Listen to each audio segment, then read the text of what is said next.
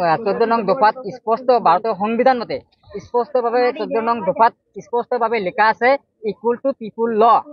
যে আইন সকলোৰে কাৰণে সমান বাট গভৰ্ণমেণ্ট নট ফলো ল কাৰণ গভৰ্ণমেণ্টৰ মানুহ সেইখন আইন নামানে এইটো আমি আজি স্পষ্টভাৱে দিবাকৰ নাথৰ পৰা পালো এইটো আমি দেখা পালো আজমলৰ কাৰণে কনচেপ্ট কৰিলে আজমলৰ কাৰণে মানুহ যেখিনি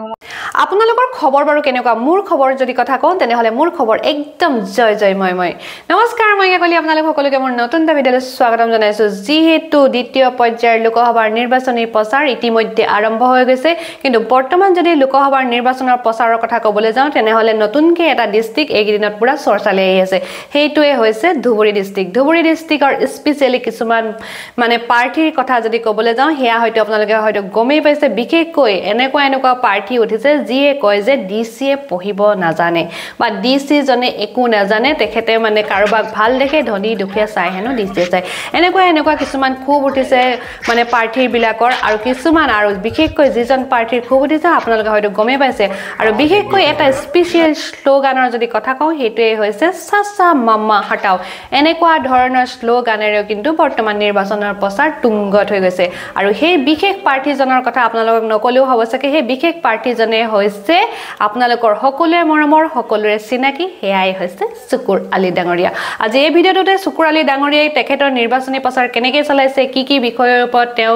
মানে মন্তব্য ৰাখিছে এই সকলোবোৰ দেখিবলৈ পাব আৰু আহক তেন্তে ভিডিঅ'টোৰ মাজলৈ যাওঁ এইখিনিতে খালি মোৰ এটা সৰু ৰিকুৱেষ্ট কোনোবা যদি মোৰ চেনেলত নতুনকৈ আহিছে আৰু মোৰ ভিডিঅ'বিলাক চাই যদি ভাল পায় তেনেহ'লে ভিডিঅ'টো লাইক কৰি চেনেলটো ছাবস্ক্ৰাইব কৰিবলৈ নাপাহৰিব আহক তেন্তে বহুত ইণ্টাৰেষ্টিং ভিডিঅ'টো আমি চাবলৈ যাওঁ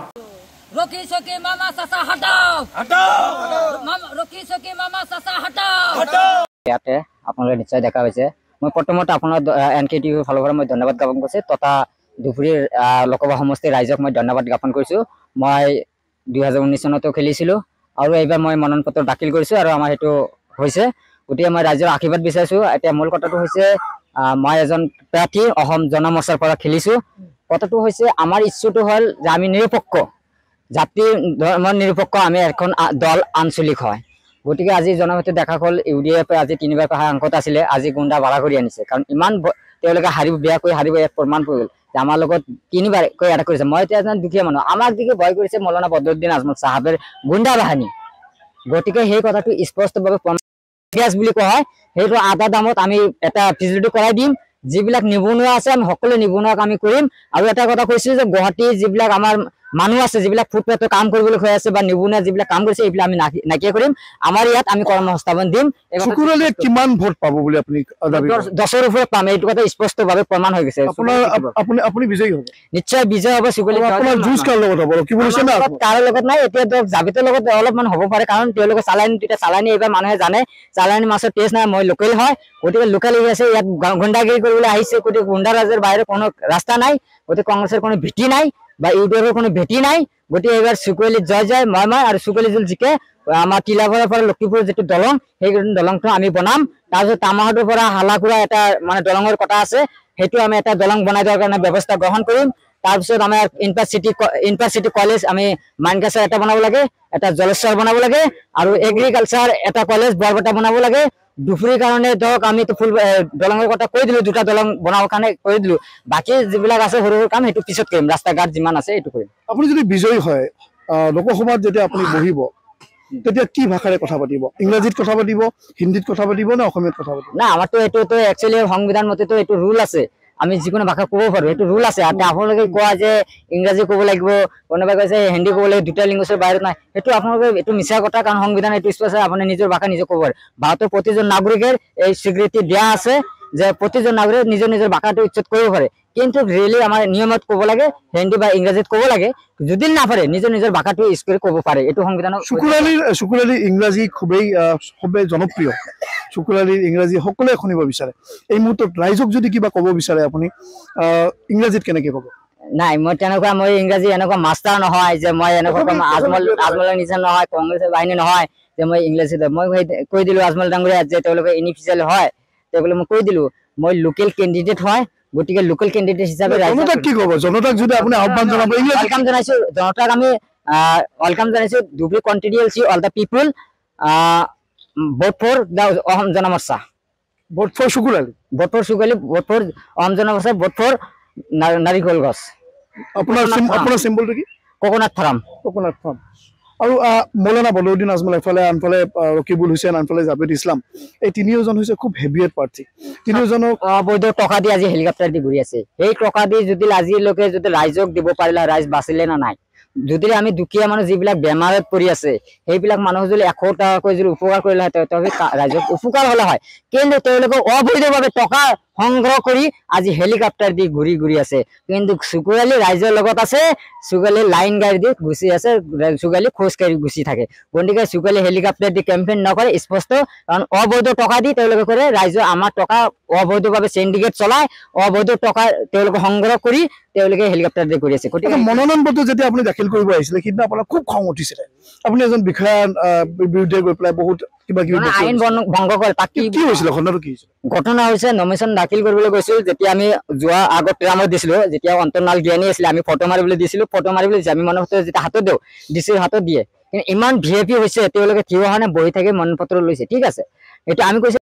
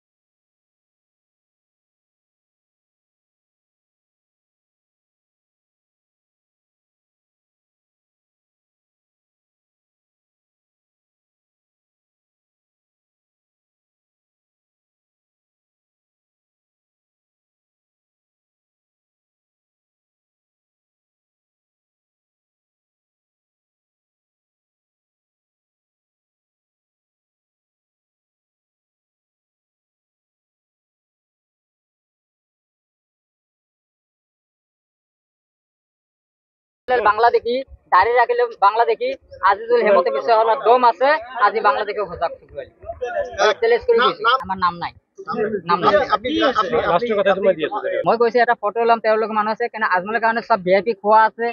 তাৰ কাৰণে মিডিয়া চিডিয়া স্পেশাল তেওঁলোকৰ পাৰ্সোনাল মানুহ হয় মিডিয়া গ্ৰুপটো আছে কিন্তু তেওঁলোকে সব কিছু ফিজুলি দিয়া হয় কিন্তু আমাৰ কাৰণে কি কৰিলে সেইটো আইন নহয় আমাক আমি সুধিছিলো ডিসি মহোদয়ক ডিসি কৈছে নট এলাউড মই মানিছো আইন মানিছো যেহেতু নট এলাউড কৰিছে কিন্তু গভৰ্ণমেণ্টে ডিসি মহোদয় কি কাৰণে আজমল ডাঙৰীয়া ফটো উঠাবলৈ কিয় তেওঁলোকে এলাউড দিলে আপোনাৰ লগত কি হৈছে আপোনাৰ নমিনেশনটো একচেপ্ট হৈছে নে এতিয়ালৈকে আমি ক'ব নোৱাৰিম একচেপ্ট হয় না নহয় এতিয়ালৈকে আমি ক'ব নোৱাৰিম কাৰণ সেইটো পঢ়া নাজানে গতিকে অশিক্ষিত হয় বাহিৰৰ মানুহ আহিছে কিবা কৈছে নেকি যে কিবা ধৰণৰ কমৰ বা ধনৰ তথ্যত কিবা বিসংগতি আছে কিছুমান আছে নথকা নহয় কাৰণ আমি আগত তেনেকুৱা কৰা নাই কিন্তু এতিয়া হৈছে এইবাৰ প্ৰথম নেকি নাই মই আগতে দিছিলো আগতে তেনেকুৱা হোৱা নাই কাৰণ আগে দিছি ভাল আছিল এইখন দিছি কৰা নাজানে 5 বছৰ আগত আপুনি এমপিতে খেলা কাৰণে আছে হয় তেতিয়া হৈছিল ইলেকশন কমিশনৰ মানুহ থাকে নাই ডিসি আইন উলংঘা কৰিছে ডিসি যে আইন উলংঘা কৰিছে বাকি বিলাক কি কৰিব আপোনালোকে first grade second grade third grade মানুহ আছে মানুহ আছে তাত ডিসি হল ফার্স্ট গ্রেডের মানুষ যদি আইন ভঙ্গ করে আমি বেলেগে সেকেন্ড গ্রেড কি করব ডিসির প্রতি আপনার অভিযোগটো কি নো ডিসির উপরে আমি এখন ডিসি আমার প্রয়োজন নাই এখন ডিসি আইন না জানে ধুবুৰীৰ কাৰণে বিয়া আমাৰ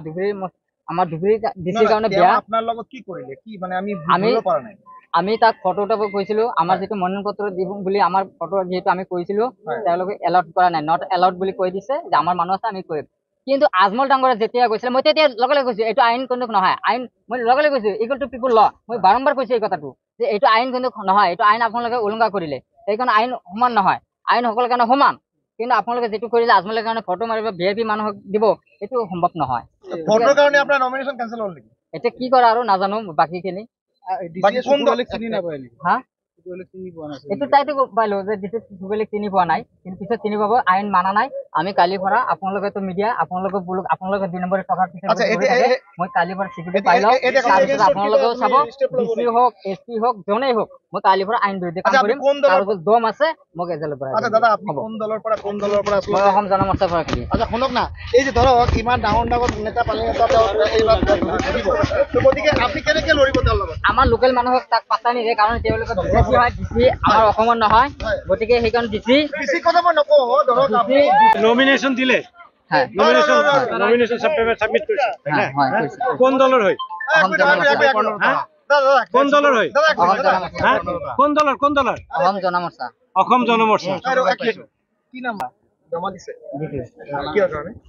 মই ইলেকশ্যনৰ কাৰণে দিছো হয় কিবা প্ৰবলেম বিসংগতি হৈছে নেকি নিশ্চয় হৈছে এইখন ডিসি আইন নাজানে এইখন ডিসি আইন উলংঘা কৰিছে আপোনাৰ ধনী মানুহৰ কাৰণে আইন বেলেগ আৰু দুখীয়া মানুহৰ কাৰণে আইন বেলেগ এটো 14 নং দফাত স্পষ্ট ভাৰতীয় সংবিধান মতে স্পষ্টভাৱে 14 নং দফাত স্পষ্টভাৱে লিখা আছে ইকুৱেল টু পিপুল ল যে আইন সকলোৰে কাৰণে সমান বাট গভৰ্নমেন্ট নট ফলো ল কাৰণ গভৰ্নমেন্টৰ মানুহ সেইখন আইন নামানে এটো আমি আজি স্পষ্টভাৱে দিবাকৰ নাতে পৰা পালো আপোনাৰ লগত কি হৈছে কি সমস্যা এটো আমি দেখা পালো আজমলৰ কাৰণে কনসেপ্ট কৰিলে আজমলৰ কাৰণে মানুহ যেখিনি আপোনালোকে ইতিমধ্যে ভিডিওটো চালে চুকুৰালী ডাঙৰীয়াই কি কৰিব কি নকৰিব এই সকলোবোৰ ডিটেইলছত তেওঁ বুজাই মেলি ক'লে ৰন্ধন গেছো 50% একদম দামত দিব পাৰিব